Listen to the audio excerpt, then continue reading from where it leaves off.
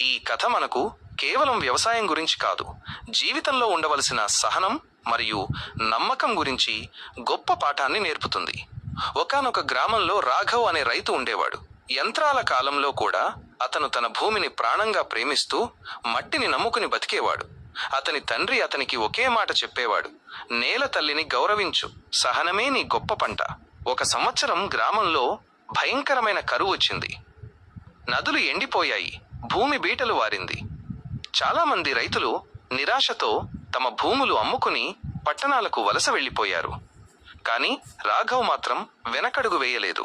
ప్రతిరోజు నీటి కోసం కష్టపడుతూ తన పొలాన్ని కాపాడుకుంటూ వానదేవుడి కోసం నిరీక్షించాడు. అప్పుడు ఒక చిన్న అబ్బాయి రాఘవ్ను అడిగాడు: తాత్కాలికంగా ఏమీ ఇవ్వని ఈ భూమి కోసం ఎందుకింత కష్టపడుతున్నావు? దానికి రాఘవ్ నవ్వి: విత్తనానికి వర్షం పడుతుందో లేదో తెలియదు, కానీ అది మొలకెత్తడానికి ప్రయత్నించడం ఆపదు. మనము అంతే అన్నాడు. చివరికి రాఘవ్ నమ్మకం గెలిచింది. వానలు కురిశాయి, అతని పొలం పచ్చగా మారింది. అతను పండించిన పంటను కేవలం తన కోసమే ఉంచుకోకుండా ఊరిలోని వారందరికీ పంచిపెట్టాడు. ఆ రైతు ద్వారా ఆ గ్రామం సహనం మరియు కష్టపడే తత్వం ఎంత విలువైనవో నేర్చుకుంది. ఈ కథ ద్వారా మనం నేర్చుకోవలసిన నీతి: జీవితంలో కష్టాలు వచ్చినప్పుడు భయపడి పారిపోకూడదు.